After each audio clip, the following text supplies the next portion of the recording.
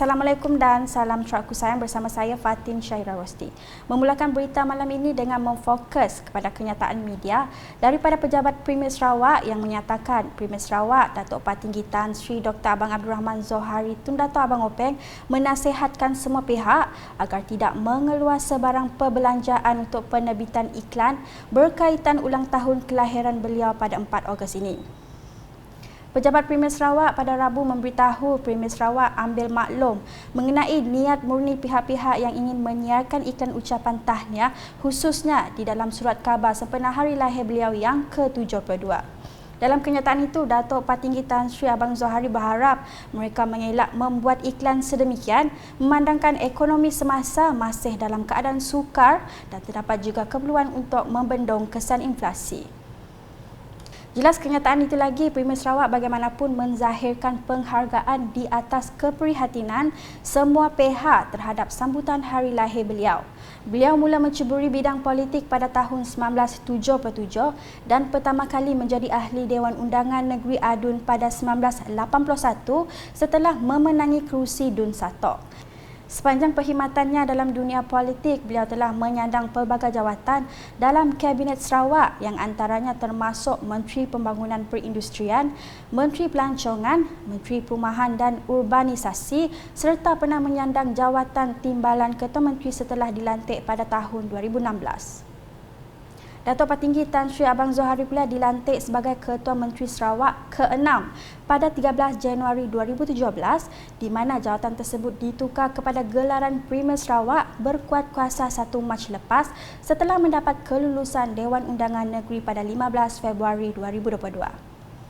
Laporan seterusnya, Hakim Besar Sabah dan Sarawak Tan Sri Dato' Abang Iskandar, Abang Hashim melakukan kunjungan hormat ke atas Tuan Yang Terutama TYT yang di-Pertuan Negeri Sarawak Tun Pehin Sri Abdul Taib Mahmud di Demak Jaya Kuching pada Rabu.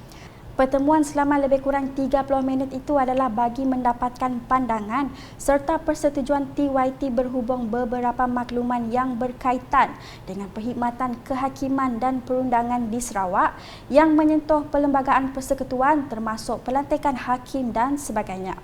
Kunjungan hormat itu diakhiri dengan sesi bergambar. Untuk rekod, Datuk Sri Abang Iskandar merupakan Hakim Besar Sabah dan Sarawak ke-10 setelah mengangkat sumpah jawatan dan taat setia di Istana Kehakiman berkuat kuasa pada 20 Februari 2020.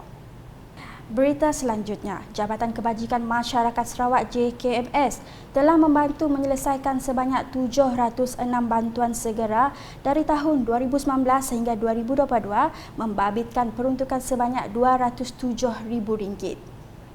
Perkara ini dijelaskan oleh Menteri Pembangunan Wanita, Kanak-kanak dan Kesejahteraan Komuniti Sarawak, Datuk Sri Fatimah Abdullah. Katanya terdapat 7 kategori tabung bantuan segera JKMS, antaranya ialah bantuan serta-merta, bantuan segera melalui aktiviti pendampingan Social Outreach Program, bangsa bencana kecil terpencil, kes terdampar dan bantuan sekaligus bagi kes yang memerlukan bayaran pertama, bagi bantuan bulanan dan bayaran balik bantuan refund. Beliau berkata demikian semasa menyempurnakan majlis penyerahan tabung bantuan segera JKMS di Masjid Al-Qadim Sibu pada Isnin. Dalam perkembangan lain, Datuk Sri Fatimah berkesempatan menghadiri program bersepadu gelandangan bahagian Sibu di tempat transit gelandangan TTG Jalan Sanyan Sibu. Dalam ucapannya, beliau berkata Sibu merupakan negeri pertama menubuhkan TTG dan berharap agar di setiap bahagian daerah Sarawak yang mempunyai rekod gelandangan untuk mewujudkan sebuah TTG.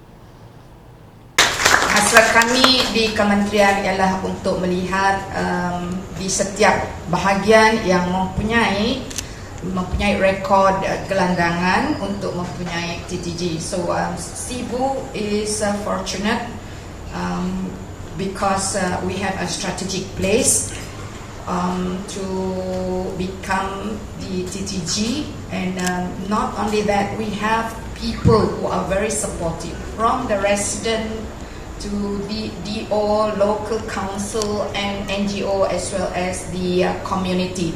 Jadi everything is there that help to make Sibu able to have the first TTG in the state. Tahniah dan syabas. Beralih ke laporan berikutnya, siri jelajah aspirasi keluarga Malaysia yang akan berlangsung di Dataran Perayaan Kuching pada 5 Ogos depan merupakan agenda utama untuk membantu rakyat terutama dalam mendapatkan maklumat terus mengenai bantuan dan perancangan yang ditawarkan kerajaan. Timbalan Menteri di Jabatan Primer Sarawak Undang-Undang MA 63 dan Hubungan Kerajaan Negeri Persekutuan, Datuk Sharifah Hasidah Said Aman Ghazali berkata, program seperti ini amat dialu-alukan dalam kita memupuk semangat perpaduan dalam keluarga besar Malaysia. Sarawak telah merupakan negeri yang ketujuh yang di mana jelajah ini dilaksanakan dan ini ketepatan sekali dan masanya terbaiklah untuk diadakan jelajah ini di mana kita semua sebenarnya sepatutnya bergerak sebagai satu keluarga besar Malaysia dan sememangnya perpaduan itu penting ya, dan semangat kekeluargaan, semangat saling bantu membantu apa juga masalah yang kita hadapi, apa juga isu-isu yang mungkin kita semua hadapi sekarang ini, cabaran macam-macam. Yang pertama adalah kita hendaklah bergerak sebagai satu pasukan yang satu dan sebagai sebuah keluarga besar Malaysia. Inilah saya rasa program aspirasi keluarga Malaysia yang diadakan di Sarawak pada tidak lama lagi merupakan sesuatu yang amat kita alu-alukan lah. Beliau berkata demikian semasa ditemui pemberita selepas menyempurnakan majlis penyerahan sumbangan pakej pendidikan kepada 6 buah sekolah di Pusat Khidmat N7 Samariang pada Selasa. Antara 6 sekolah yang telah menerima sumbangan tersebut adalah Sekolah Kebangsaan SK Encik Buyong, SK Gita, SK Astana, SK Agama Abdul Kadir Hassan, SK RPR Jalan Astana dan SK Syul Kanan. Di Marudi pula, ahli Majlis Daerah Marudi yang telah dilantik semula digesa untuk melakukan yang terbaik bagi membantu kerajaan untuk berkhidmat kepada rakyat. Timbalan Menteri Kesihatan Awam, Perumahan dan Kerajaan Tempatan Sarawak, Datuk Dr. Penguang Manggil berharap mereka terus memberikan perkhidmatan yang terbaik kepada masyarakat. Katanya tanggungjawab ahli-ahli majlis adalah untuk meneruskan perkhidmatan pihak berkuasa tempatan dan membantu wakil rakyat di kawasan. Beliau berkata demikian semasa berucap dalam majlis angkat sumpah pelantikan semula ahli-ahli majlis pihak berkuasa tempatan Sarawak di Grand Palace Hotel Miri baru-baru ini. Seramai 31 orang ahli daerah Marudi telah dilantik semula bagi tempoh 1 Julai 2022 sehingga 31 Disember 2022. Manakala di Lundu, penerima geran projek kecil luar bandar MRP di kawasan Tanjung Datu diingatkan untuk menggunakan peruntukan tersebut dengan amanah bagi membawa manfaat masyarakat setempat. Ahli Dewan Undangan Negeri Adun Tanjung Datu Azizul Anwar Adnan berkata, para penerima geran juga perlu menggunakan geran seperti mana yang dipohon menerusi surat permohonan. Tegasnya, geran MRP yang dimohon dan diterima tidak boleh digunakan bagi tujuan lain, sebaliknya digunakan seperti permohonan yang dikemukakan. Jadi, saya berharap sekiranya peruntukan macamnya diberi, kita hendaklah amanah dengan duit yang diberikan. Saya sih mau di dalam KKK ataupun persatuan ada juga ketirisan berlaku. Beliau berkata demikian semasa majlis penyampaian geran MRP Fasa 3 2022 bagi Dun N3 Tanjung Datu di Dewan Mahli Gai Gading Lundu pada Isnin. Sebanyak 18 persatuan dan pertubuhan bukan kerajaan NGO termasuk Jabatan Kuasa Kemajuan dan Keselamatan Kampung JKKK menerima geran MRP dengan jumlah keseluruhan geran sebanyak RM85,500. Sedikit berita ekonomi. PP Telecommunications Sdn Bhd PPTel pada Selasa memperkenalkan identiti jenama korporat baharunya yang dikenali sebagai iRix. Ketua Pegawai Eksekutifnya Dr. Jonathan Smith berkata, iRix diilhamkan melalui visi perkara yang dilakukan syarikat itu dalam menghubungkan Sarawak dengan dunia. Beliau berkata identiti jenama baru itu merangkumi tujuan, tenaga dan semangat baharu semua pekerjanya sambil menambah ia menunjukkan syarikat mempunyai hala tuju yang tetap.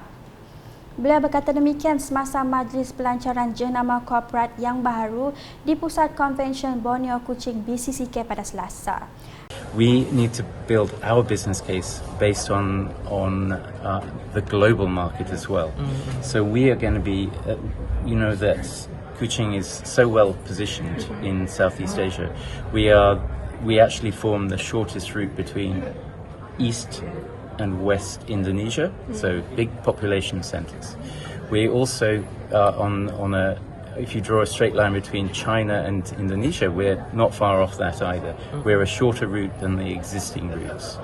So by creating these highways, we attract traffic, which pays for the infrastructure, and then allows us as a wonderful byproduct to bring internet into the rural areas in Sarawak. Dr. Jonathan menambah penetapan penjenamaan semula adalah salah satu daripada beberapa langkah yang diambil oleh IRIX untuk memastikan kejayaan projek pembinaan sambungan antarabangsa. Beliau berkata syarikat itu telah bekerjasama rapat dengan kerajaan negeri sejak Sarawak memulakan inisiatif transformasi digitalnya. We're very excited to have a cable that goes from Kuching to Batam, connecting very closely to Singapore, so we're making us an alternative hub to Singapore. And we also have a Tier 4 data center, which we're building and have built in Santubong, which houses our cable landing station as well. So we are hoping that by working with our partners, so I can mention Science, for example, that we will build a better internet for Sarawakians. Sementara itu, Ketua Pegawai Pemasaran IRIX, Dominic Sidel menegaskan bahawa logo baru itu diilhamkan oleh Dewi Komunikasi Yunani IRIS. Beliau berkata dalam istilah biasa dan biologi, iris adalah tunjang mata. Oleh itu, ia melambangkan visi syarikat untuk masa depan dan ia menggabungkan warna hijau dan biru melambangkan komitmen IRIX yang mesra alam. Sekian edisi malam bersama saya, Fatin Syaira Rosti. Berita lebih lanjut boleh didapati di semua platform media sosial UKAS, termasuk portal ukas.sarawak.gov.my dan UKAS Channel di YouTube. #menyebab fakta, salam UKAS.